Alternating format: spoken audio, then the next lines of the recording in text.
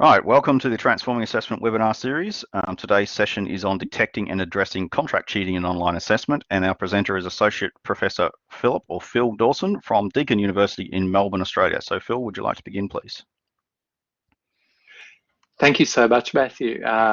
Thanks for inviting me here, and thanks also for pitching the topic of this session to me and persisting when I wanted to pitch something that would probably have been a lot less interesting. I think this has attracted a lot of people because, you know, contract cheating is very topical. It's really an area of concern. So yeah, I'm Phil. I'm from Deakin University in Melbourne, Australia, and I have slides and stuff there. Matthew's also got the slides shared on the Transforming Assessment website as well. So a couple of different ways. Always like to start by acknowledging some people who have really contributed to this. Firstly, my dear colleague, Associate Professor Wendy Sutherland-Smith from Deakin. She has been my partner in so much of this contract cheating research that I'm going to talk about today. Wouldn't have been possible without Wendy. She's a real guru in this space. Rebecca Audrey is a PhD student with Cradle. She is going to be on the chat today. She works in this area around contract cheating. She's a real expert, so hopefully she can help address some of the questions that might come up. Also, Turnitin has provided financial support to some of the research that I'm going to talk about today.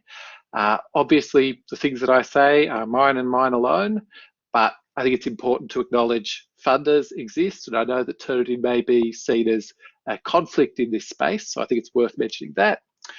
The Deakin University Student Association have helped a lot with our research, particularly their student advocacy service. It's been fantastic.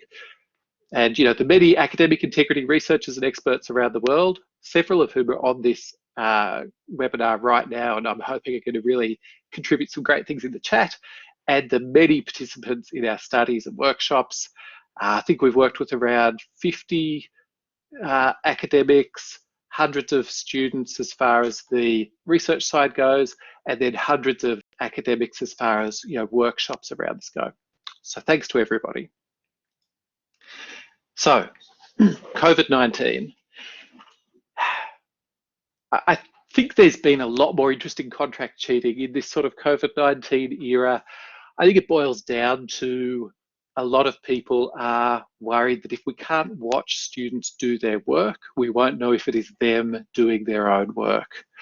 I think as well, the other COVID-19 thing to acknowledge is we are all in a slightly frayed, frantic situation right now. I don't know about you, but I've been finding this to be a really weird time, and it's going to have impacts on students. We don't quite know what all of those are going to be yet, but these are difficult and strange times, and contract cheating is one of the things that's become really popular. As far as discussions go, I'm yet to see evidence as to whether or not it's more prevalent, but I do really hope we can gather that sort of evidence. Contract cheating providers are taking advantage of COVID-19. Today, I saw a great conversation between Kath Ellis and Kane Murdoch from UNSW about the discount coupons that contract cheating providers are now offering, sort of special COVID-19 discounts. So it's sort of being considered all sides. Now, before I go any further, there were some declarations that I always like to get out of the way. Firstly, I support AFL, that's assessment for learning, that's not a football code, and AI, academic integrity. I think both of those are really important, and those are traditions that I've come up through. I think that cheating is a symptom of broader issues, and by that I'm referring to big socio-economic issues. I'm referring to all the potential causes for cheating that people like to bring up, and rightly so. So if you think that, say, contract cheating is all about neoliberalism, or students as consumers, or us turning education into being all about assessment, or all sorts of different things, I don't disagree with you. I just won't be focusing on those today. So I'm on board with cheating being a symptom of big social problems, but I'm not going to focus on those social problems today. I think universities have a responsibility to try to prevent and detect cheating. In Australia, that's something we are very much required to do by our regulator, and I imagine that's true in the sorts of contexts that you're in. I receive research funding from ed tech companies. Our most sort of interesting for this one is Turnitin, but these are opinions, not theirs. But if you've ever thought that, say, politicians should wear outfits that have jackets on, wear outfits that have logos on them for their major sponsors, in some sort of transparency thing, you could say academics should do the same. And if we did, I would have quite a small Turnitin logo on there. I have had some funding from them. And finally, to get it all out there, my mum helped me contract cheat in year 4. I had to do this poster. I really struggle to do anything visual. I've later found out about a thing called aphantasia that apparently I have, where I don't exactly have a mind's eye. So mum helped me do that. She crossed the line into contract cheating. If you're interested in contract cheating in kids, I encourage you to find the Peppa Pig episode where Madame Gazelle sets all of the students an assignment and they all go home and get their parents to do it. We know that parents are a big source of contract cheating. All right, that's the declarations. Now, as Kurt Vonnegut would say, to hell with suspense. I'm going to now tell you all the things that I'm going to tell you. The 3 things that I really want you to take from this presentation are, firstly, that contract cheating is a big problem. Secondly, that we need to balance academic integrity and what I'm going to call assessment security. Now, those 2 concepts, to kind of disentangle them a little bit, academic integrity has been seen to be associated with quite a positive, preventative type mission, and I am 100% on board with that. However, along with that, along with preparing students to work with integrity, we also need robust processes in place to assure that our assessments are conducted under the conditions that we've set. And we need to balance those 2 things, and they can be in tension. And thirdly, that you can learn to detect contract cheating. So, onto that first bracket, that contract cheating is a big problem. I'm now going to tell you about 3 big things. Firstly, students don't find contract cheating, it finds them. Or maybe they don't just find it, it also finds them.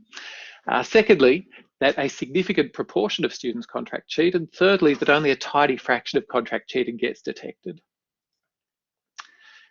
When we think about contract cheating, we think of people, say, buying essays online. And we think of you decide one day that you want to buy an essay and you go to Google and you type in buy essay, and surely that does happen.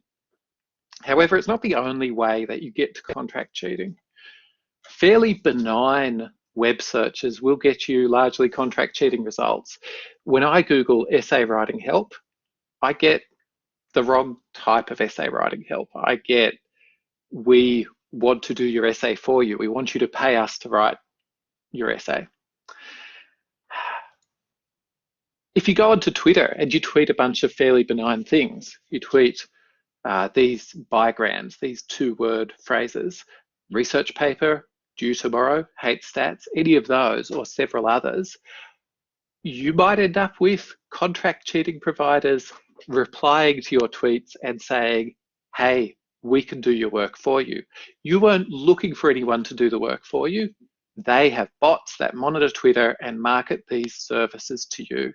And if you want a paper on that, there's a paper by Alexander Amagud that has these bigrams and several other 2-word phrases that when he put them up on Twitter, he got marketed contract cheating.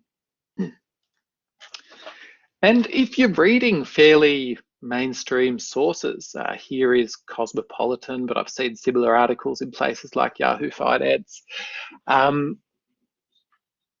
Here's an article about a survey, some trashy thing about star signs and romantic relationships and whatever.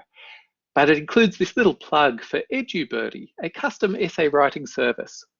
Now, none of this discussion about EduBirdie is at all critical, and there's a link directly through to EduBirdie, who just kind of share this stuff out with everyone to try and drum up business.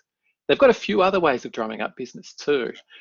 They had a bit of a scandal where they had sponsored content inside YouTube videos that young people watch. A couple of million views went to these videos, and yeah, in the end, the videos were banned because the sponsored content inside them breached YouTube's terms of service, but it still got out to something in the order of a couple of million eyeballs. No, if it's eyeballs, it'd be 4 million. But anyway, it got out there to quite a few people.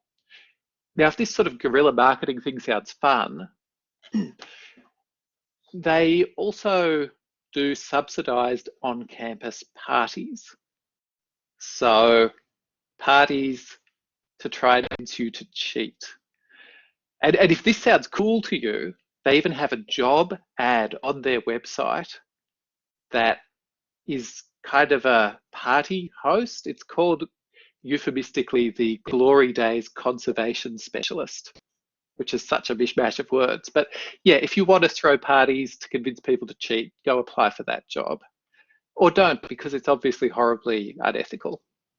Anyway, I say this to convince you that these sites really use sophisticated means to get to students.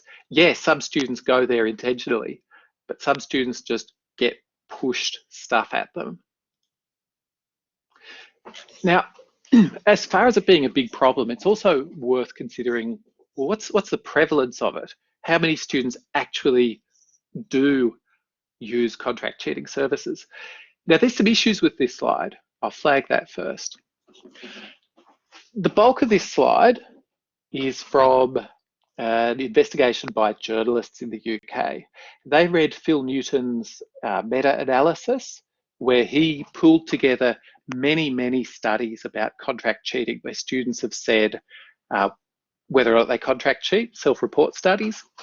He pulled those together and came up with a figure that since, I think it was 2014, 15.7% of students in those surveys admitted to buying assignments. These journalists then extrapolated those figures out to the UK student population and argued that there's around 370,000 probable cases, so people who have done it in the UK. The big meta-analysis that Phil Newton did is really helpful, but it doesn't include some Australian work. In particular, if we take like Tracy Brettag's 2018 survey. So for Australia, if you take that team's figures around prevalence, which I believe were around 6%, and extrapolate those out to the Australian student population, you get around 80,000 students who probably did it, around 2,000 per uni. That's quite a problem. The bigger problem, though, than both of those is the cases of contract cheating reported by universities. So that's in the UK. That's not an error. It's a tiny amount. It's less than 1% of the students who contract cheat ever get caught. This is a serious problem. And I know some people in the chat calling for various numbers. I'm hoping people can jump in and help out with some figures in there. I'm going to move on from this slide, but if people have got any great links, just chuck them there in the chat. I noticed that Guy Curtis is here. Guy's done some great work in this space, so he might want to share some of that too. Okay, so that's it's a big problem in terms of prevalence. I want to talk about some of the approaches that we might have to addressing it. There's been a lot of things proposed. Not a lot of them have been put up to much scrutiny, but I'm going to go through some of them that have been. Now, one of them that's been proposed, there was an article in Times Higher Ed saying that we should ban all assessed essays and it will stop contract cheating last year. The problem is banning essays won't save us. Authentic assessment won't save us either. Contract cheating can occur with any task type. If you're interested in that, it's a great study that I've referenced there. I'm a huge fan of authentic assessment. I'm actually an assessment researcher first and foremost. My boss is David Bowd, who's a real assessment for learning scholar. I'm 100% in the we should do assessment better for learning camp. However, it won't stop contract cheating. You can just go and buy almost any assessment task you want. The next thing that won't save us is rapid turnaround times. There was this argument a little while back that if we set very short turnaround times, we give students the question today and we get them to complete it in 2 days' time, that sort of thing, that if we do that, students won't have time to get the assignment done by someone else. The problem is the contract cheating market can probably do it quicker than students can. I like to think of it as, say, like a call center. We tend to think of it like I will wait in a queue to get my assignment written for me. Problem is there are so many people out there waiting to write assignments. You can get stuff turned around really, really quickly. Often that'll depend on actually being prepared to pay a little bit more. And well, exams won't necessarily save us either. Yeah, there was this idea that, well, if contract cheating is such a big problem, we should not do take-home assignments. We should shift to exams because we can see who the student is. But behaviours that they called third-party cheating, and they being Harper et al., were more common in their large Australian self-report survey than third-party cheating in assignments. And it was also less likely to be detected than third-party cheating in assignments was. So a rapid shift to exams isn't going to stop this.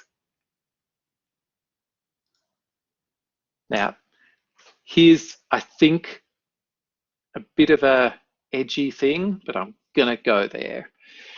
Remote proctoring might help, but the vendors won't let me test it out.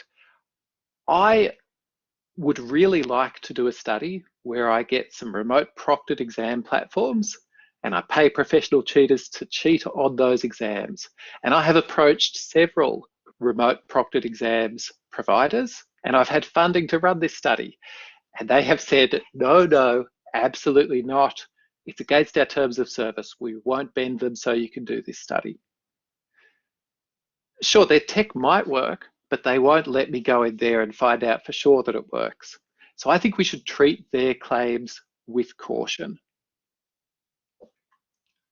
And that reference there is to my forthcoming book with Routledge, Defending Assessment Security in a Digital World, Preventing E-Cheating and Supporting Academic Integrity in Higher Education, which Routledge will hopefully publish as soon as possible. They have the manuscript and they're apparently trying to fast track it.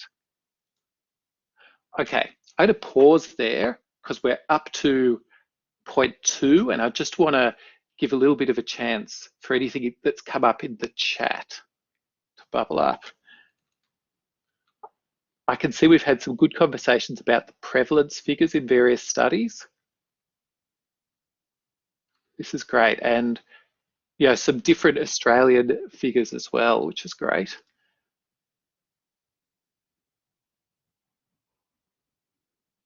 Yeah, there's a Rebecca Audrey, our Cradle PhD student, has just messaged me on another platform that Lorraine Hurley has asked about what do we do when we have very tight turnarounds? And yeah, I think the academic labour side of all of this is really important to think about. The approaches to detecting contract cheating I'm going to talk about later don't require extra time on the detection end of things, but certainly proving a case of contract cheating is incredibly time intensive. And I know that Kane Murdoch is on the chat and that's sort of part of his job. So he might be able to talk on the chat a little bit about that. Okay, and we've also got maybe a reflective task might help. And I'm going to hold that for later because I do want to talk about reflection later. And there's some links being shared about defeating online proctoring. In the interests of not running afoul of any vendors, I'm not going to share the links that I have, but do have a quick Google. If you're considering using any of those platforms, Google like how to cheat in and then the name of the platform. And yeah, there's a query here about, is designing open book tasks the way forward? My view on that is that anytime we have restrictions on students, we really need to enforce those restrictions. Closed book exams have restrictions that open book exams don't have. So they give us more restrictions that we need to enforce. So I'm a big fan of open book exams. And someone has tweeted a company on there that is worth, I think, more than $1 billion or maybe $2 billion in their market capitalization, and yet they are arguably a site that holds a lot of cheating resources. But I'm not going to say which company that is, and I'm going to move on. Okay, now this argument I'm going to make now is that we need to balance the promotion of academic integrity and the assurance of assessment security. These are two things that really matter. Sometimes debate tends to focus on just one or just the other. It's a really simplistic view. We need to do better. We need to think about both. I'm largely focused on assessment security today, but I want to give a little bit of attention to academic integrity as well. And yeah, the canonical version of what academic integrity is on academicintegrity.org, the International Centre for Academic Integrity's website. They have these fundamental values. I would struggle to find anyone who would disagree with those as worthwhile things to cultivate in students and in ourselves. And in my view, those things do support the reduction of cheating at university, but also I don't think they are an answer all by themselves. An incarnation of it that we sometimes see is this sort of thing. Now, I'm a huge fan of the International Day of Action Against Contract Cheating. Big fan. I think it's a great way to put the ownership with students. At Deakin, the Deakin University Student Association does some great things on the International Day of Action. We even have a whole week against contract cheating. It's owned by the student union. It's approaches that work. On the right-hand side of this, though, there's a say no to contract cheating, which, sure, we should get students to say no to contract cheating, but it has these echoes of say no to drugs. This sort of almost, I don't know, Reagan-y type anti-drug message that doesn't really get in there and understand the root causes and the reasons and why someone might do the thing that we don't want them to do. So I think it'd be great for us to maybe do more work that gets in there and understands why they do it. And I'm going to talk a little bit about some of the work we might be able to do to educate students in a more sophisticated way than say no. But on the assessment security side of things, it's not perfect either. This is almost a caricature of assessment security here. This is in India, this is a military entrance exam. And it's a good analogue for what we try and do in assessment security often, strip people down and surveil them as best we can. It can be quite humiliating. We also go high tech sometimes. This is a drone flying over a school in China that's monitoring the students sitting an exam, monitoring the traffic over various devices, all sorts of things. And there are even more drastic measures that are taken, like cutting off the internet in entire countries as an attempt to secure assessment. So I put this to you to say both assessment security and academic integrity can have not very useful incarnations, but also some quite useful incarnations. So I'm just going to push this a little bit more, that addressing contract cheating requires both academic integrity and assessment security. So we've got a sort of a trusting approach, and one of the most classic trusting approaches would be, say, honor codes. in some honor code approaches, students sign a document saying the ethical behaviours they will uphold, and that gives them certain privileges. This can even go as far as having exams that aren't invigilated or proctored. Whereas on the assessment security side of things, we're often focused on detecting the wrong thing. Academic integrity tries to be educative, but assessment security, it's got to be punitive. If we discover people doing the wrong thing, there are consequences. Academic integrity is proactive. We're trying to solve the problem before it manifests. And assessment security can be proactive in setting up assessments that we think might be more difficult to cheat in, but it also is often reactive. We find a problem and we jump in there to try and address it. So just as in dealing with crime, we have both crime prevention and policing or surveillance, here we have academic integrity, we have assessment security. But I want to convince you it's a balance, not a dichotomy. I get into a lot of arguments, or I used to, where people would firmly fall on one side of this and reject the other side as either ineffective or immoral. I think we can do both. Now, I want to talk a little bit about some of the academic integrity work that I'm really excited about at the moment, and how it could be used to promote academic integrity in students in a more sophisticated way than like a say no to drugs type way. There's great work by Rowland et al. And York et al. That should be York et al., not York, around the problems and the promises that contract cheating sites make. We now know pretty firmly that contract cheating sites lie to students. They lie about all sorts of things. They lie about turnaround time, about quality, they lie about the qualifications the writers will have. Contract cheating sites do sometimes even blackmail students. This takes the form of, after you get your assignment and you've submitted it, the contract cheating site pressures you for more money, or else they will tell your institution. UNSW has a good website about blackmail that's targeted to students who have contract cheated. I think it's really great they're taking a proactive approach to try and work with students who are in that bind. I'm also really concerned about the long-term sort of blackmail that could happen to students. A few years into their career, they might have more pressure for more money. I also need to talk with the students about the quality of the work that they get from these sites. This is from my two Cradle Deakin colleagues, Wendy Sutherland-Smith and Kevin Dallahan. And it's looking at some contract cheating assignments that we bought, that we then got marked by markers, and then Wendy and Kevin analysed the marks that those assignments received when they were marked by Deakin markers who didn't know if they were marking contract cheating. And most of them fail. Most of the contract cheating assignments we have bought fail. And even the premium ones often fail. Well, those premium ones we paid even more money for. Students need to know this. Now, one critique of our research here is that we got markers to mark them exactly as we received them. I think probably a clever student would get a contract cheating assignment and fix it up a little bit.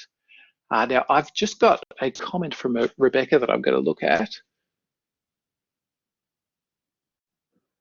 Yeah, I really agree. So there's a comment in there on the chat that we need both a good teaching and learning environment, good teacher-student relationships, and good communication. So students are less likely to want to cheat, but they know we know about cheating.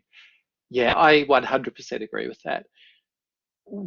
There's no risk of alerting students to the existence of contract cheating by talking with them about it.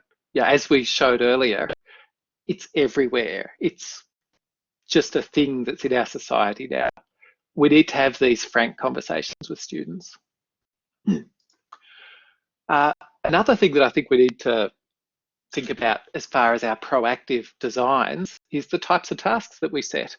This is from Tracy Brettag and colleagues, big survey study in Australia. It looked at a sort of just a student in the data set who might be somewhat representative of it, and their perception of the likelihood of cheating, contract cheating, in particular tasks. You can see that some tasks are much less likely to be cheated in according to these students. Reflections on practicum, Viva, personalised and unique tasks, in-class tasks, much lower, and heavily weighted and short turnaround time tasks, much higher. If you're at a place that has decided to replace in-person exams with take-home exams with a very short turnaround time, I'd be worried about contract cheating in those because they those last two boxes. The reflection on practicum, that's really interesting. There's some problems with reflection from an assessment perspective. Reflection, everybody lies on it. If you want a great paper on reflection, it's called Faking It or Hating It.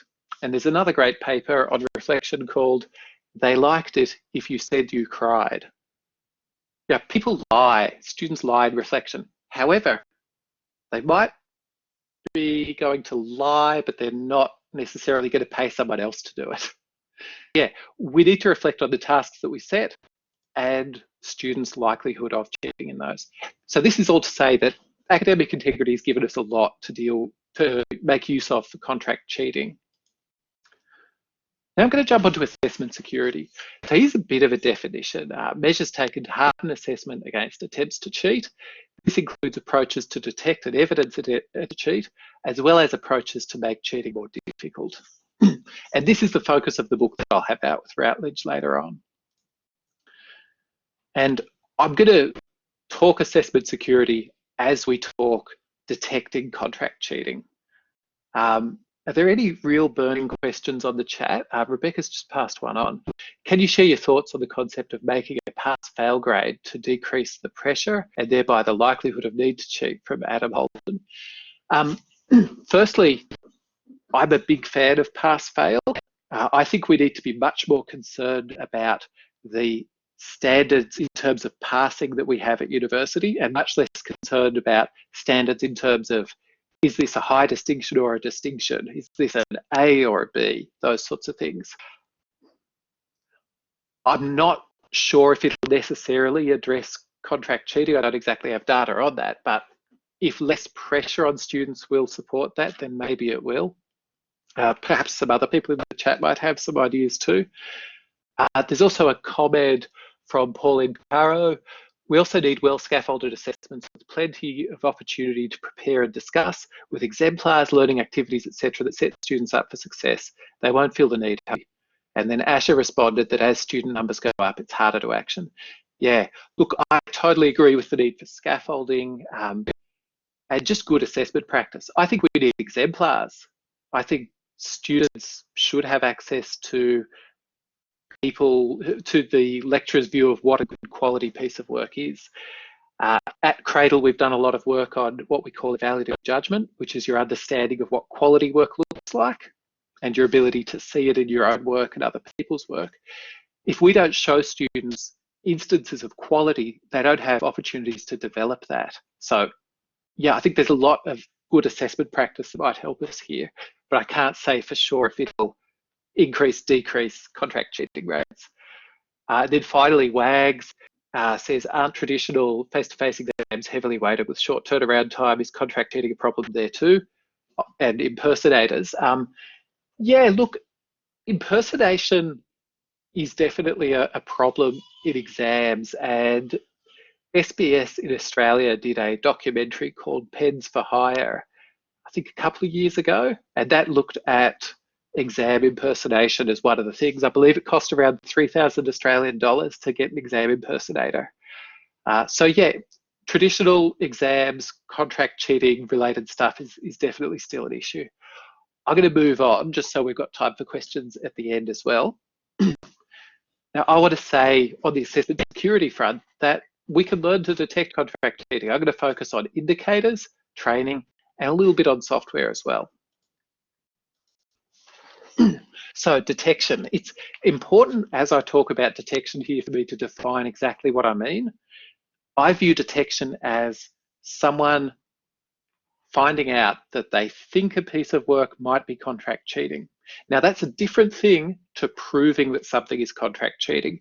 That is a much more challenging task, and it's also something that we need to consider and talk about.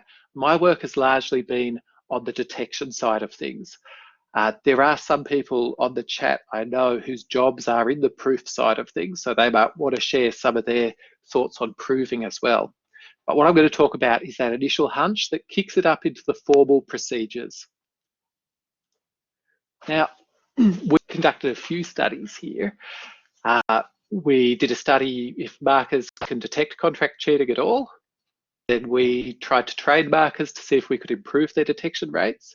And then we tested out some software to see if that could improve detection rates as well. I'm going to talk broadly about those three studies. Firstly, with the initial can markers detect contract cheating, there's three things that I want to point out. So, if markers aren't looking for contract cheating, they tend not to find it. Now, I've put a couple of studies there, but there are a few other studies in the literature where people have given markers contract cheating assignments and just said something like, hey, you're in a study about marking, can you mark these assignments? And they mark them and nobody says this is contract cheating. And they don't find contract cheating. And this is not to criticize those studies at all. They're very useful studies. But a difference between those ones and our studies is that we thought if they don't find it when they're not looking for it, what if we give assignments to markers and say, can you spot contract cheating in these? Tell us which ones are contract cheating and which ones aren't. So we give markers a pile of assignments. Some of them are contract cheating, some of them aren't, and we get them to look and tell us which ones they think are contract cheating. And about 60% of the time, they tend to spot contract cheating. And we've also done studies where we've trained markers in how to detect contract cheating. And then, yeah, more than 80% of the time they spot contract cheating in that study as well. And the difference here is statistically significant. I don't have the confidence intervals with me right now. They're in the notes on the slides, but it is a significant difference here. So, I mean, to me, this is good news. The intervention of asking people to spot contract cheating tends to have them spot a lot of it in our research studies, which I acknowledge are not the same as the real world. However, we also have false positives. Now, going back to those studies where markers weren't asked to spot contract cheating, they never spotted any of it, and there were no false positives. If you don't ask someone to spot it, and they don't spot it, they probably don't spot it when it's not there as well. False positives are a big deal. When we've asked markers to look for it, they have false positives. This is really problematic. And when we train them to look for it, they still have false positives. And this goes back to the initial hunch about detection is not the same as proof. We should be super careful what we do with our hunches about contract cheating. Okay. Now, one other thing to flag here is that this difference here is not statistically significant. So we didn't have a significant difference or improvement after the training. Now, the other thing that we've worked on is software. So we did a study about Turnitin's Authorship Investigate Alpha. This was quite an early alpha product of theirs. The current version that they have is, significantly improved.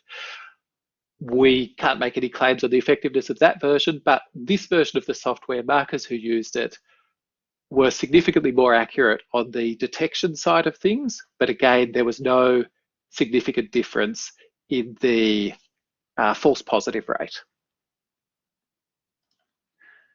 Okay, so I'm just going to emphasize again, trying to look for contract cheating is a good first step.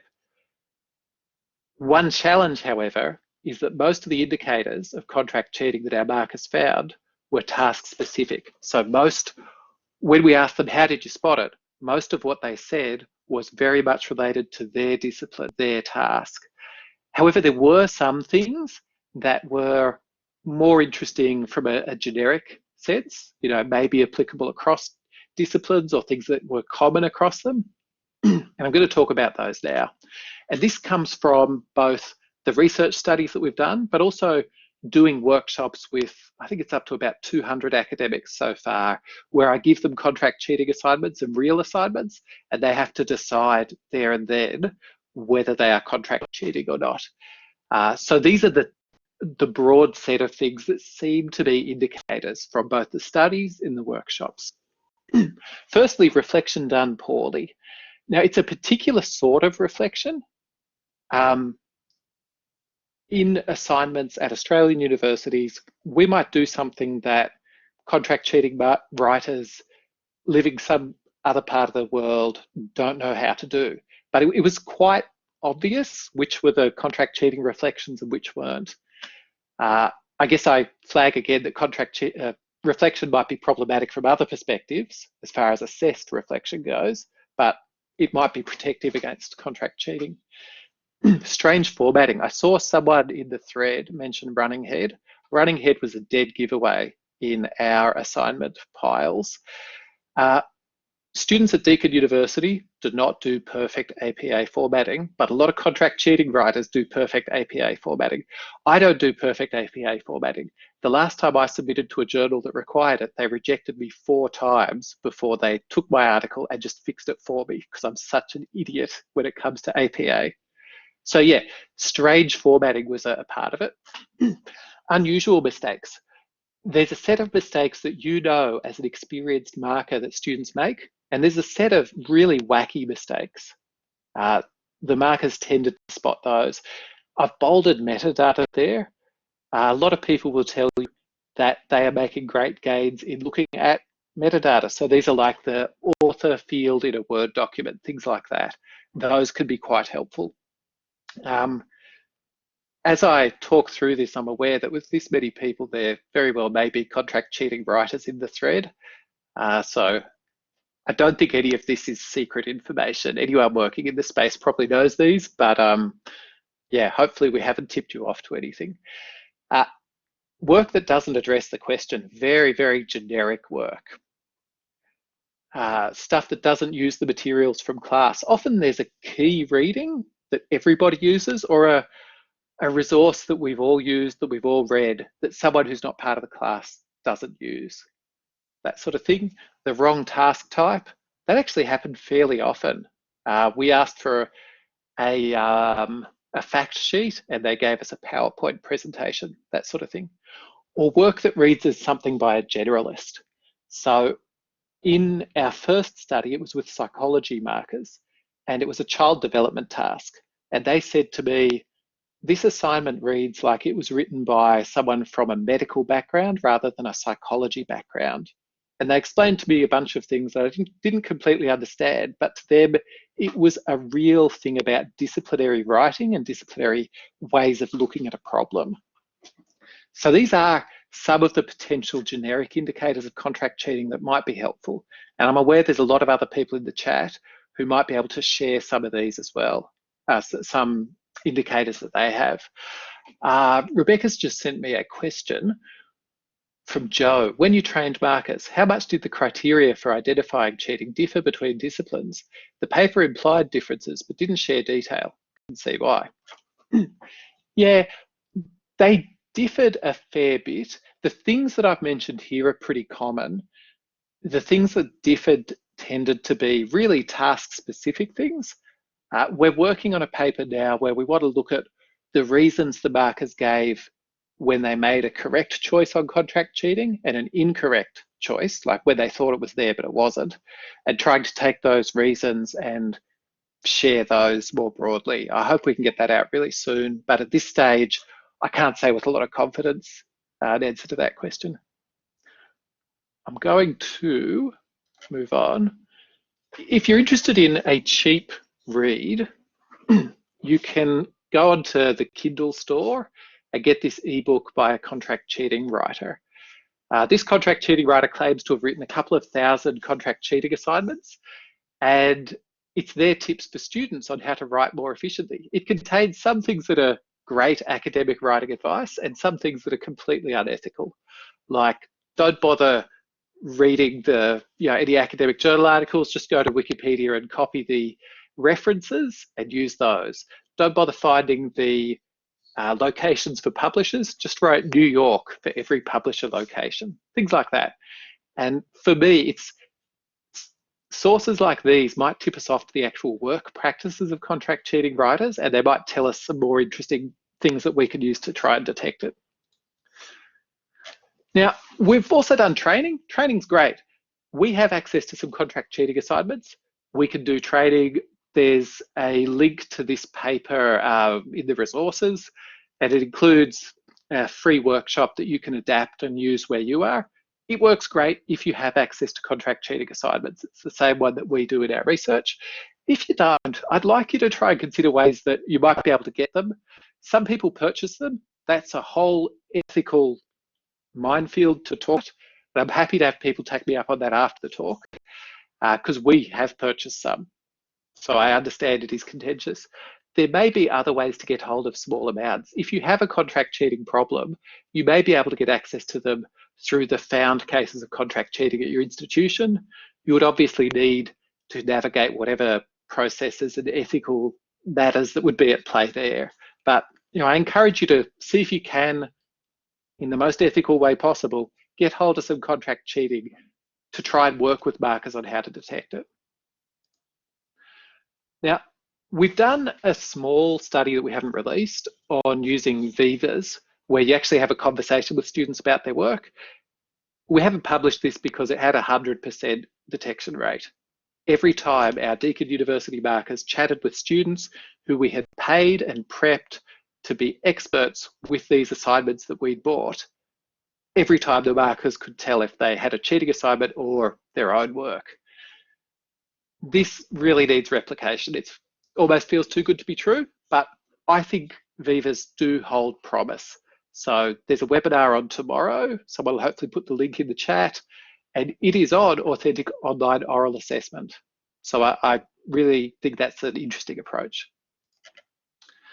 Finally, I want to talk about zooming out from the individual active assessment to the program, to the degree program, thinking about we graduate people with degrees, so degrees are what we need to secure rather than individual assessment tasks. Because cheat-proofing every active assessment is probably impossible, and it's definitely a bad idea. We want some tasks where we don't care so much about contract cheating, where we focus on developing academic integrity rather than try to catch who's contract cheated. So I'd really encourage people to think at a programmatic level, at a degree level, about which assessment tasks are the ones that matter for accrediting someone to get the degree, and which ones are stepping stones along the way, and focus our assessment security resourcing on the times when it really, really matters, and focus on developing integrity the other times. So this is the plugging resources page. I've already plugged the upcoming book, but there's a few resources that either I've made or I've made with some colleagues around contract cheating or more broadly assessment security. These are shared online. There are helpful resources out there that you can go to, and hopefully people are sharing some other great resources in the chat as well. So just to quickly go over 3 things to take from the presentation. Contract cheating is a big problem. I hope we're all on board with that. The balance of academic integrity and assessment security, and the learning to detect contract cheating. Now look, I did say that was the last thing. There's one more thing I want to mention. If this is of interest to you and you don't currently hold a PhD and you're able to apply for a domestic place in Australia, I think that's Australian citizens and permanent residents, I'm not 100% sure. We have a PhD scholarship available at Cradle at Deakin University. You can come and study about contract cheating. You can come and study with a range of different researchers about a range of really cool topics that Cradle has going. So I've got a link in that link below. You can get through to a link to the scholarship. So please, if doing research around this is of interest to you and you don't have a PhD, have a read through that material. All right. Thank you all so much. I have a couple of questions here that Rebecca's sent me already, so I'm just going to jump onto them and then we can throw open to more chats.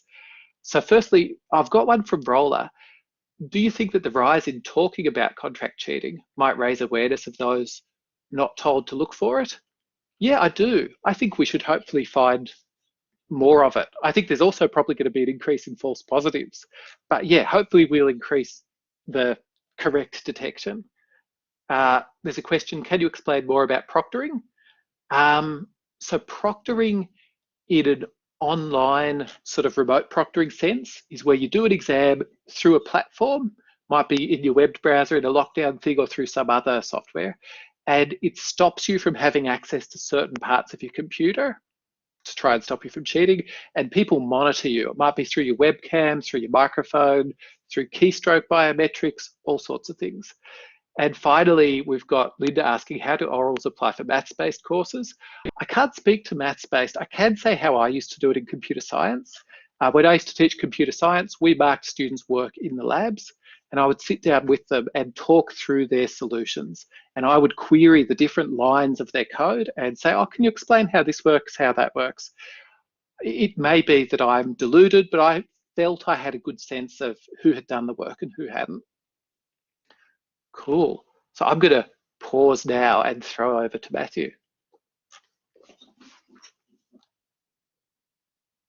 Okay, sorry, I just didn't turn my microphone back on. Thank you very much, Phil. This has been great. Keep the questions coming. For those people who have yet to visit our sessions, I'd like to get people to try and fill the feedback survey in afterwards. So Phil, I've got that little survey link in the text chat. I will send you the results after that's done as well.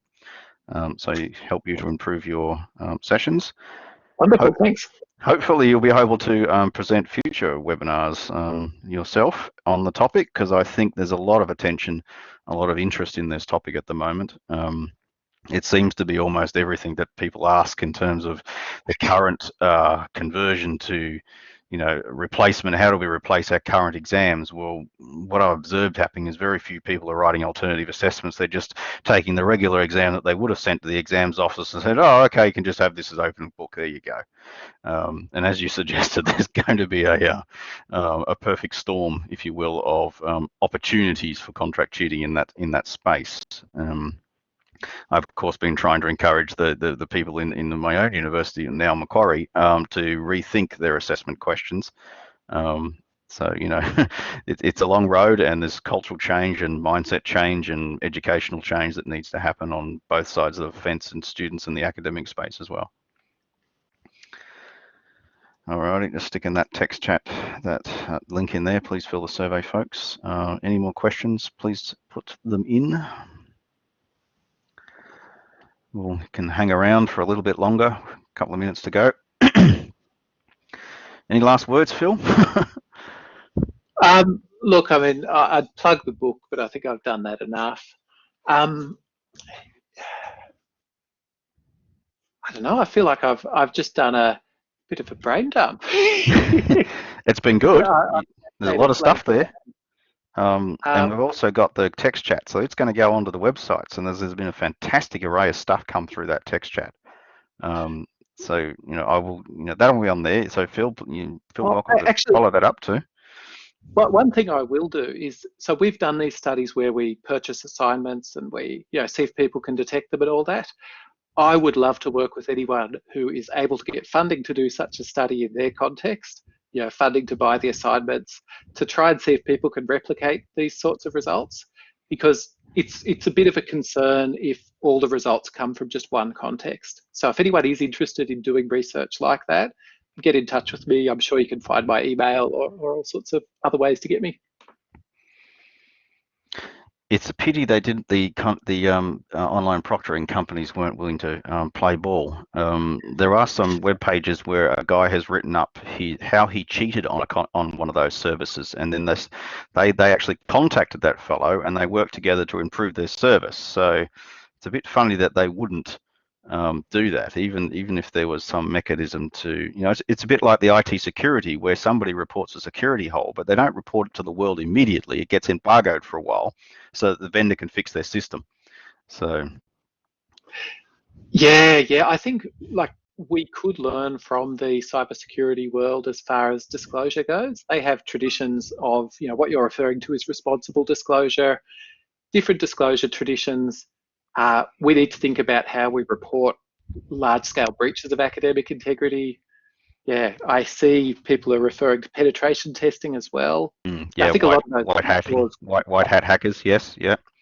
I think your idea of doing the research into the online proctoring companies and the different technologies that they use, I think, is a valid endeavor. I mean, people do research into IT security, into crime all the time. There must be a way to achieve this without, you know, breaking any laws along the way. So, the legal advice that I received said to tread very, very carefully.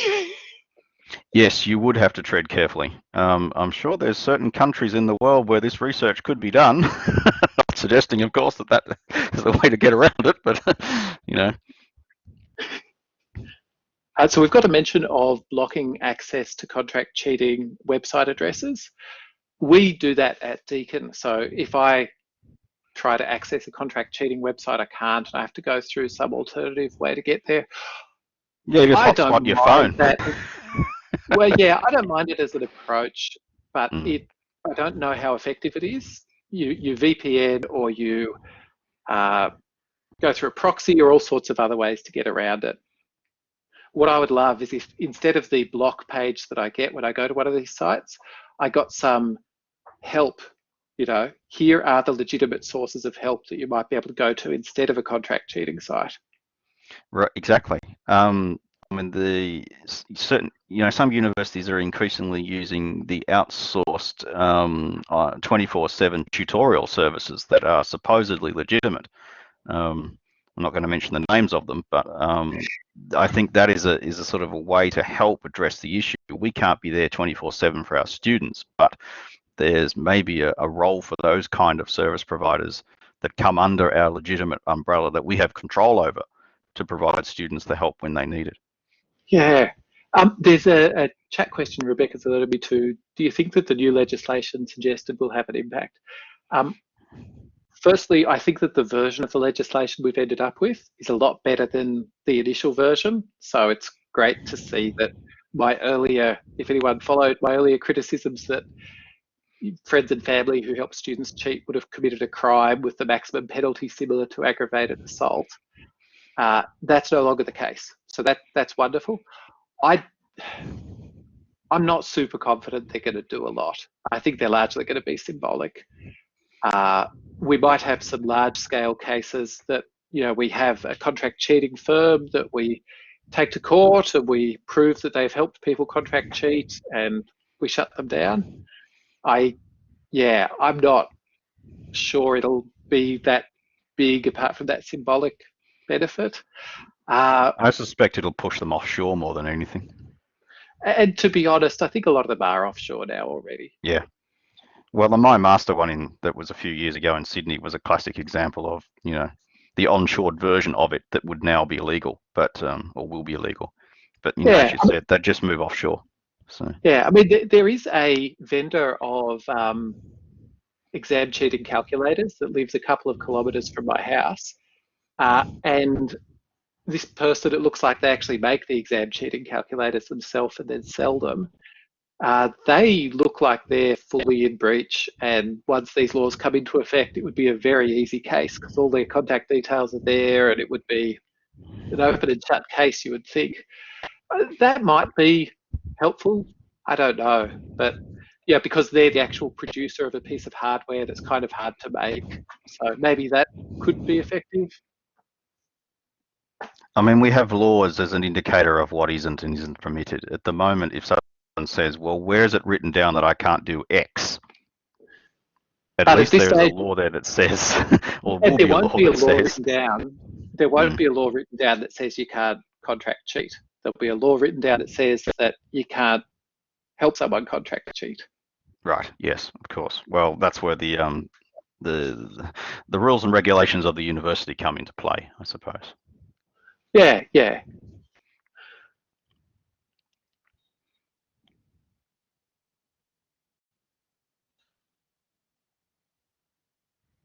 Figures for increasing whistleblowing. I love that. So I think we really do need great processes in place for people to do whistleblowing around this stuff. If someone discovers a cheating hotspot at a university and the university doesn't adequately deal with it. There need to be whistleblower protections for that person. I think it would be someone very brave who would test that, but I think for this to get the sort of traction that it needs to get, we may need those sorts of cases. Yes, it's a sticky issue. I mean, whistleblowing in Australia has certainly been taking a pounding lately in terms of people getting their heads cut off when they pop up over the boundary. Absolutely. There's a question about contract cheating in other languages. I'll really flag Rebecca Audrey's work with the GEMS study, which is the Global SA Mills study, Global SA Mills survey. That survey was administered in many, many, many languages to many, many countries. So soon we'll have some really good country comparison data coming out where we'll be able to say, more common, less common in these countries, or different factors at play. I think what Zika was saying is that you might buy the contract cheated assignment, say for example in French or in Chinese, and then you translate it into English and then submit it. Oh yeah, yeah. And we haven't talked about the whole translation tools as cheating tools thing, but yeah, there is that problem of students using translation tools to copy paste. You translate English to Spanish, then Spanish to English, and you've got some paraphrased text. However, Google Translate is getting so much better now that you end up with something that's far too close to your original text if you do that. So I'm not sure how useful that is, but there are other sort of essay spinning type tools out there. I think essay spinning is what Thomas Lancaster calls it. Yeah, some languages in Google Translate are obviously a lot better than others in terms of reverse translation.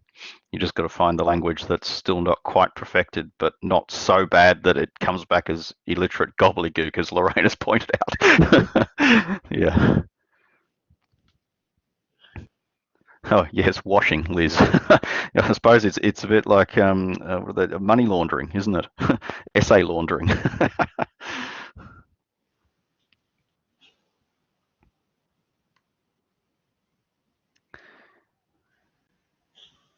Now, we've got the mention of the posters on campus in other languages. My read of the proposed legislation would be that putting up those posters will be a criminal offence. So maybe that's a benefit of the legislation. I don't know. Well, it's about, I guess, trying to remove some of those in-your-face, how to say, trying to remove the push factor that comes from, I mean, they're still going to do online marketing from offshore, and there's nothing we can do about that, but at least we won't be able to walk around the campus and see all these notices in foreign languages advertising dodgy things. I mean, there's a question on the chat about drug doping. There's not a huge literature around study drug use, but there is some. One of the Cradle Fellows of our centre, so we have, our centre is called Cradle, the Centre for Research and Assessment and Digital Learning. One of our faculty-based fellows did a study on study drug use in Australian universities, published a paper a few weeks ago around academics' views of it. And what was really interesting was academics in senior roles tended to view study drug use as more of a health problem than an academic integrity problem. The title of the study was even something like, "I'd struggled to see it as cheating," which was a direct quote from one of the participants.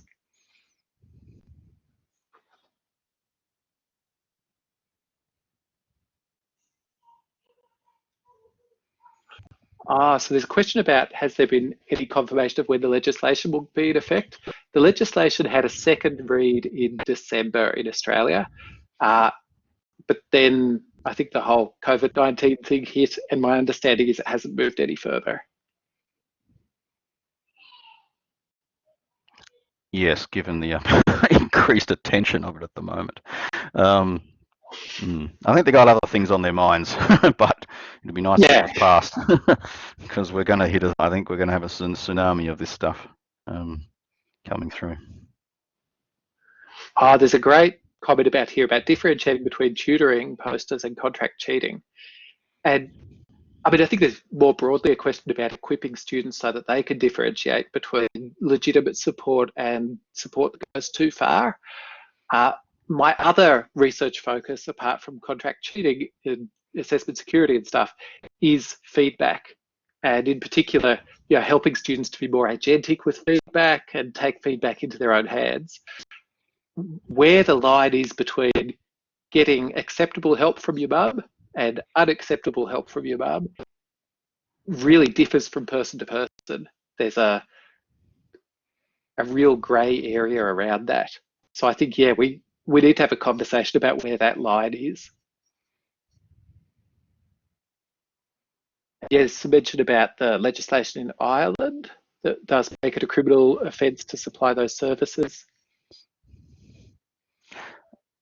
Alice points out proofreading as well. I mean, many people hire professional editing services to look over their dissertation. I mean, you have to be careful about where the line of that is as well.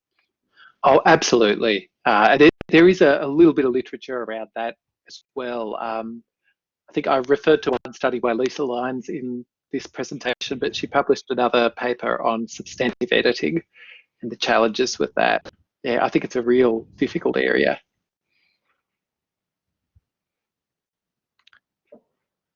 I think it was Lisa.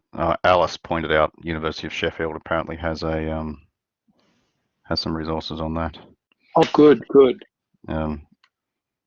Alice, if you know of the link, pop it in the text chat so we can record it. If not, maybe I'll try and find it. Thanks. Trying to dig it out. Yep.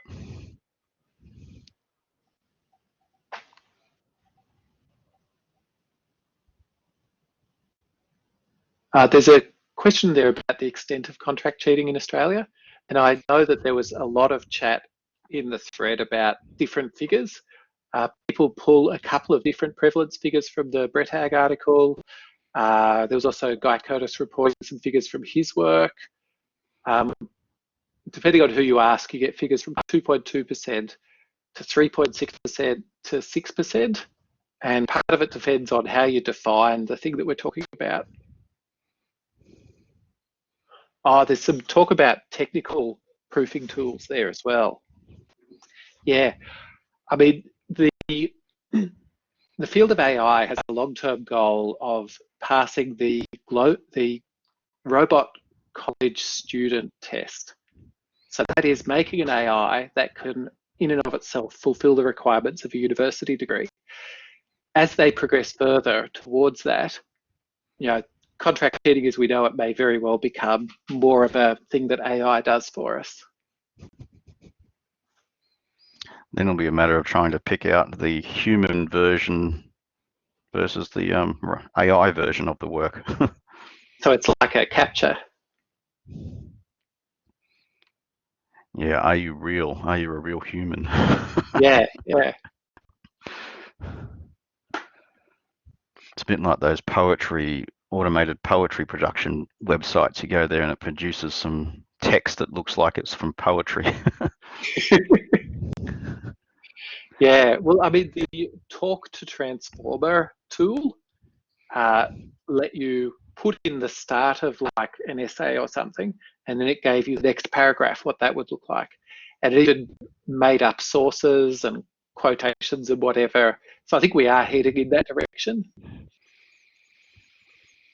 Yes, I wonder if we'll get to the point one day where we won't be able to tell whether it's the student's work or not, in the sense that there'll be just so many of these services out there. Maybe we need to shift our focus away from having students write essays to having students do oral assessments. Yeah. Maybe we need to go back 2,000 years in the way we assess students, back to the ancient Greeks. It's all through the spoken word. Yeah. Well, that sort of dialogue might be helpful, and it might support other things like dialogic feedback. There's a question in the thread about might micro-credentialing be a way forward? Yeah, Beverly Oliver has a really good report out about micro-credentialing, and inside that, one of the things that she comments on is how we need to talk about the sort of assessment security of micro-credentials. And we can go down to a fairly fine-grained thing with micro-credentials. So yeah, we might be able to say, you know, a micro level, the student has demonstrated this capability under these very particular conditions. We might know more about the security of the credential. So that could be helpful. Mm. I think there's also possibly a place for things like blockchain technology of being able to verify. So when you have identity verified assessment situation, you could possibly use something like blockchain as an auditing mechanism to record what the student has done at every step of the way. So that if there's doubt later, that you can go back and check it, for example. Yeah, and you have that forever, so you can go back and, yeah.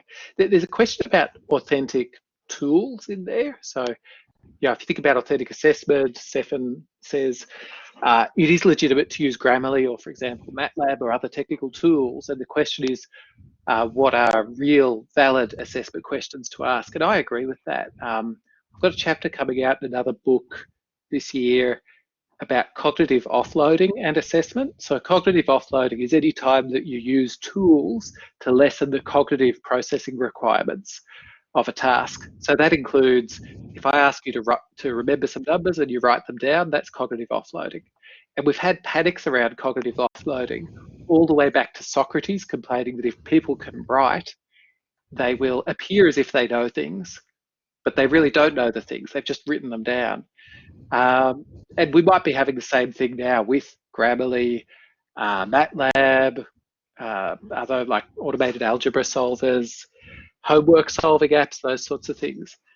I guess it comes down to, do we want people to be able to do them without access to tools? And we do sometimes need that. So a pilot needs to be able to do things if the instruments fail, but we don't need to assess them every time as if they're flying without the instruments. We can make sure they can do it without the instruments and then focus on the more common case of, you know, where you have access to the authentic tools of the job. So yeah, I think that's a really interesting space. Yeah, I would agree with that. Actually, Andrew Fluck down at Utah has done some work around using Maple TA in primary schools to basically end up having primary school students passing first-year engineering mathematics exams because the technology is a human capability multiplier.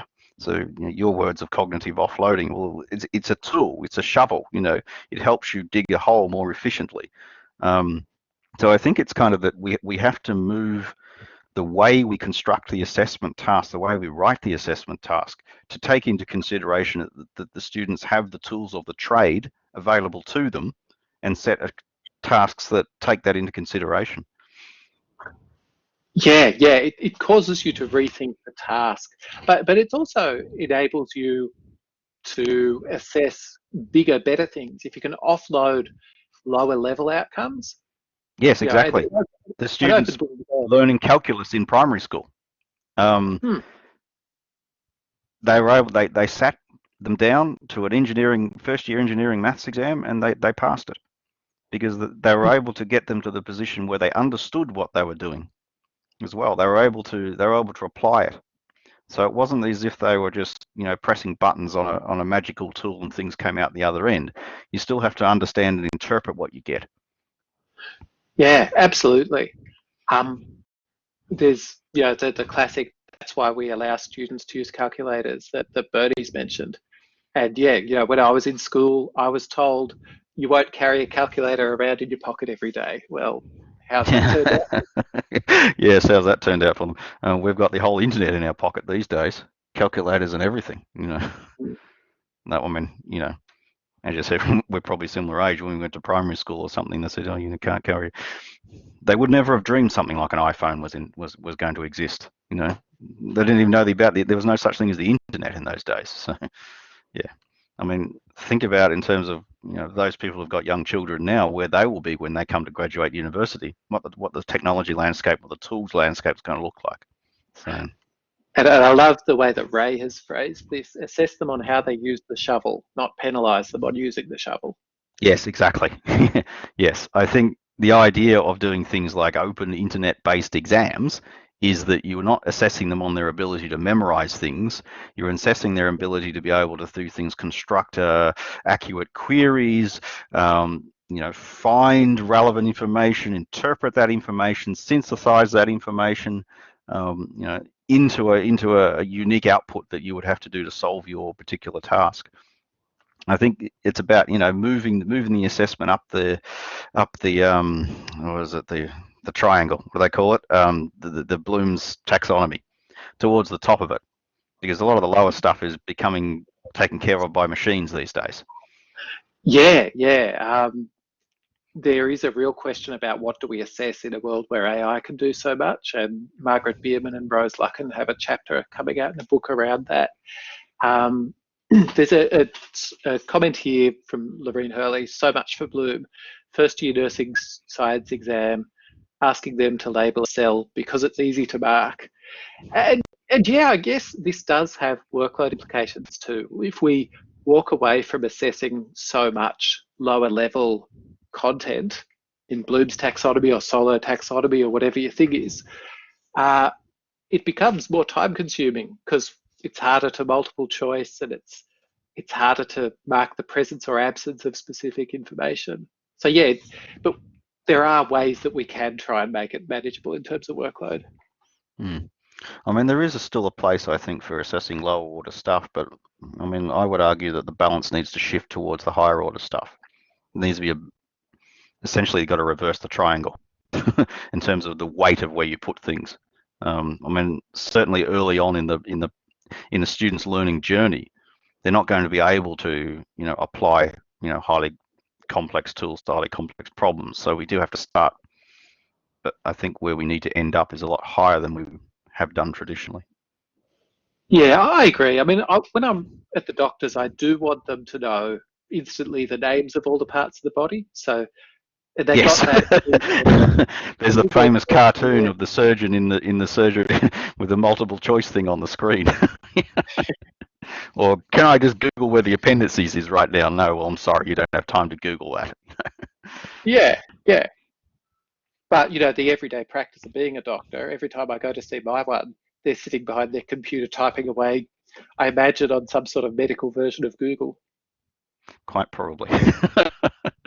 But you would hope that if the doctor is going to rely on their own judgment only vis-a-vis the judgment of many peer-reviewed studies in the medical field, that they could access that information at a touch of a button, and it should help their diagnosis. Yeah. Rebecca's got a good question here. What about workload for committees and consideration of cases if we are suddenly detecting a lot more? Is there benefit in developing a standard model to consider the evidence and get it through with the least pain? And I know that there are some efforts happening at the moment to develop checklists. Sounds like I'm talking bad of it, but kind of checklists or pro formas to gather evidence for cases of contract cheating. And certainly some of the software vendors that work in this space would want you to use their tools to try and evidence these sorts of things as well. But yeah, the workload, if we detect more of it, it will make the workload get so much bigger for everyone involved. And we do, in my opinion, need to start employing more specialists in this space that work on contract cheating. It's a hard sell in these economic times, but I applaud universities that have got some dedicated personnel to investigating these cases. Yes, we can't ignore the problem. It's like the argument of saying that we won't bother with the police force because it's just too workload intensive. It causes problems for the courts if we have police. Yeah. Yeah. So there's a question about good templates and checklists. So if anyone knows any, if they could chuck them into the chat. And that there's considerable variation in terms of what's considered proof in this space. I mean, one thing to note is that at a lot of universities, the burden of proof is not beyond reasonable doubt. The burden of proof is on balance of probabilities. And that's a much lower burden of proof. It's more likely it was contract cheating than it wasn't contract cheating. So the variance between those two burdens of proof, I agree, is quite considerable. It is interesting because where would, for example, if a student is going to then try and counter-sue the university for falsely accusing them of cheating, where does the burden of proof actually lie? Because ultimately that's going to be the test. That if this thing ends up in court, is it a civil trial or is it a criminal trial? Oh, absolutely. And it's a heavy thing. I mean, there have been suicides that have occurred shortly after people being found to have contract cheated. It's real serious stuff that impacts on people's real lives. So we do need to be incredibly sure of it. But at the same time, we don't want to set the bar so high that we can never reach it. It's really challenging. Yes, I mean it may need sort of a criminology approach, if you will, in terms of thinking about how the evidence is weighted and gathered and presented, because as you say, Phil, it impacts students' lives. If, as you pointed out, there was some false negatives there, and that's why I think our jury system, our court system, um, insists a lot of the time on beyond a reasonable doubt for serious offences, because the consequences of getting it wrong is the society thinks that the consequences of getting it wrong is worse than letting somebody who is guilty go free through lack of evidence.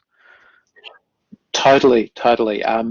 My wife was teaching sensitivity and specificity uh, in a data science course and wanted some examples of, where they aren't equally the same. And so sensitivity is, do we spot contract cheating when it's there? And specificity is, do we have do we not have false positives? And a false positive is much worse than a false negative with contract cheating. If we let one person go free, they'll get caught down the line at some stage, hopefully. But if we catch someone out who hasn't actually done it, that's so serious. Mm. Um,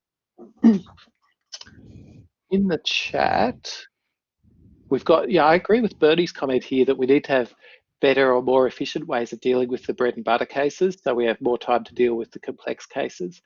And hopefully that's something that software can help us with as well.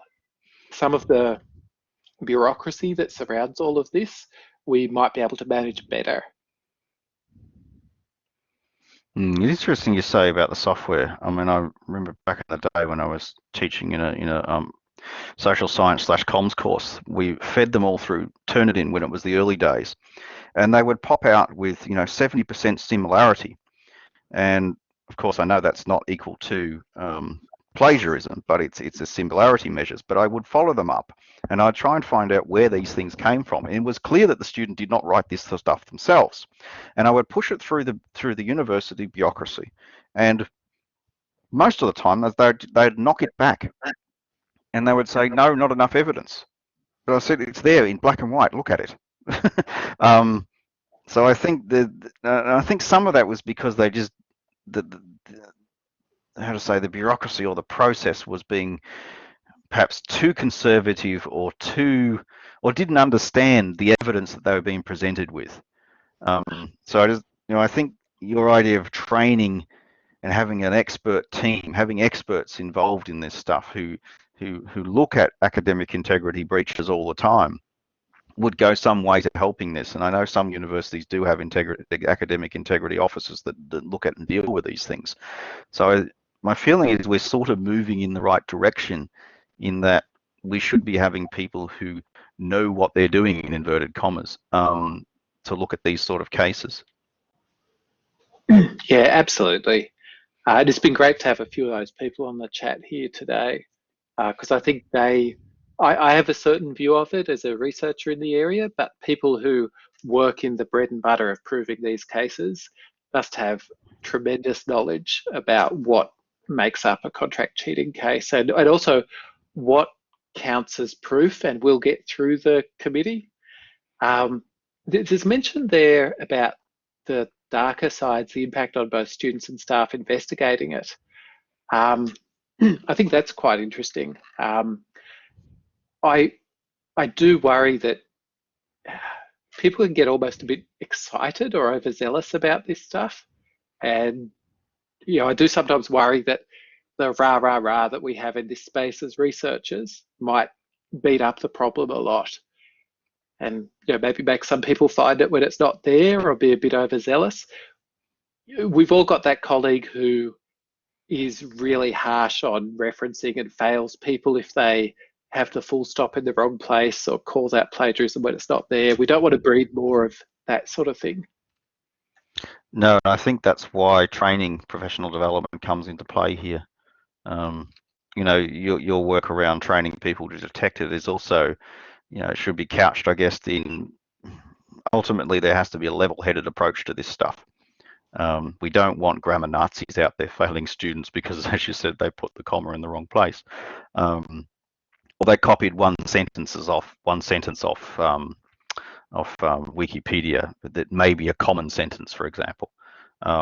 So I think that's where the training and where the culture of how you go about doing this stuff needs to be aired a lot more in the academic community. Yeah, there's a good question there about spot check approaches where you randomly select, say, 10%, and you then have some sort of a Viva or something. This question's from Body Lynch. And yeah, that sort of thing is something I do suggest might be useful in my forthcoming book. However, I'm not, I haven't seen evidence that it works or not. When I was looking for evidence, I actually went to studies about random audits in tax evasion. And yeah, it does seem like random audit is an approach that reduces the amount of, sorry, I always get tax evasion and tax avoidance wrong, whichever one's the one that you're not allowed to do. I think it's evasion. But yeah, maybe it'll work. However, I've been in a lot of conversations with people recently who have found that to be a really distasteful idea. They've said it's not equitable because not everyone gets it done to them. I don't agree with that, but I can see how that's a view that might exist. Well, the tax office doesn't pick people from random. Every year they have a list of, well, we assume they don't. They have a list of professions that they target. Yeah. And that's based on their data about where they feel the evasion is going on. So do we pick the cases of courses or disciplines or, groups that we feel that there's a problem with and target them from random checks, or do we say, you pick up those assessments that are where there's a suspicion around contract cheating and you bring that student in for an oral? So do you target or do you really do random? What is going to pick up or be most effective, I guess, in both deterrence and detection and education for that matter too? I mean, if there's I think we can start talking a bit too much about the policing kind of perspective on this and miss out on the educative side of this that needs to be there as well. And that's often the hard thing because education also costs money. Training costs money. Sometimes policing is seen as cheap because you just get the stuff that's obvious and be seen to be doing something about it rather than actually doing something about it.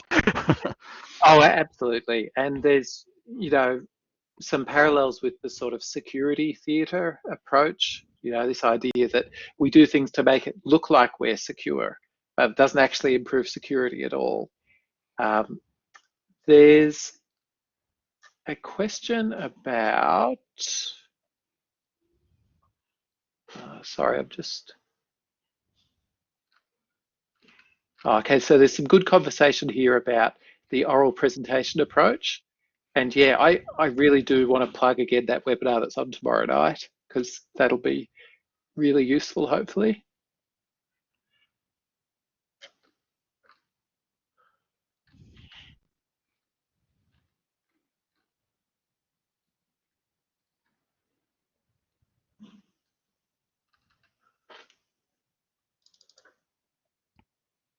There's a thing about sessional markers being on a fixed payment, and that's a really important thing to raise, Suzanne Reid.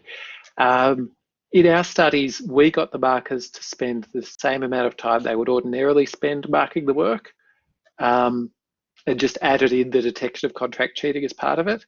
However, I think because they knew the student wasn't going to get the assignment, they probably didn't spend the same amount of time on providing feedback comments. So they probably saved a bit of time there and spent it on the sort of cognitive effort for making a decision about contract cheating. There's another question from Shona Thompson about how public the reporting of misconduct is across the sector. And to my knowledge, and other people in the thread have confirmed, it's not public. The stats that I had in the presentation from the UK were obtained through freedom of information requests. And I think it's only a matter of time before a journalist does freedom of information requests to more universities, say all the universities in Australia, to get that data and find out what the rates that are caught. And it'll be a similar newspaper article published where they compare estimated prevalence from the Australian survey data with the actual contract cheating cases that are proven. And it'll probably be a really small number of cases proven. I think we should, as a sector, get on the front foot with this and actually do have public disclosure about the figures.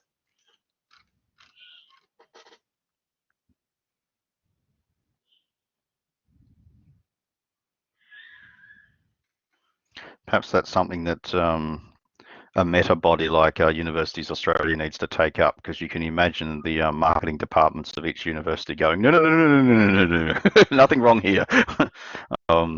So I can imagine that it's something that has to be done above the individual university. Otherwise, it'll be a first mover problem. Yeah, I agree. I think it needs collective action here rather than a single institution.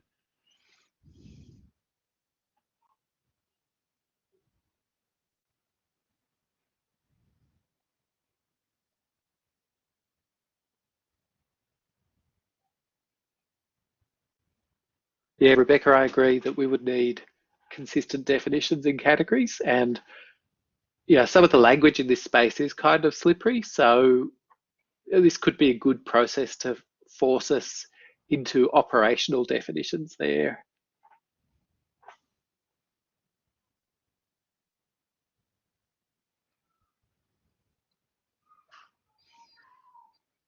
I'm just aware we're way beyond our official time. So, I mean, this conversation's been great. And all this has been recorded because I haven't shut off the recording yet. But at least we'll be able to pull out all of the text chat afterwards as well. So I think we better bust up the party, as they say.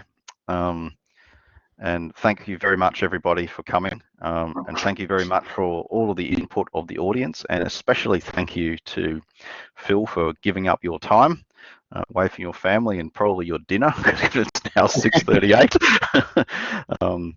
So thank you very much. Please fill our survey, and hopefully we'll see many of you tomorrow at the Authentic Online Oral Assessment session. Same time, same place, same bat channel, as they say. Thanks so much, Matthew, and please, people do feel free to get in touch. Thanks, Phil. Recording is stopping.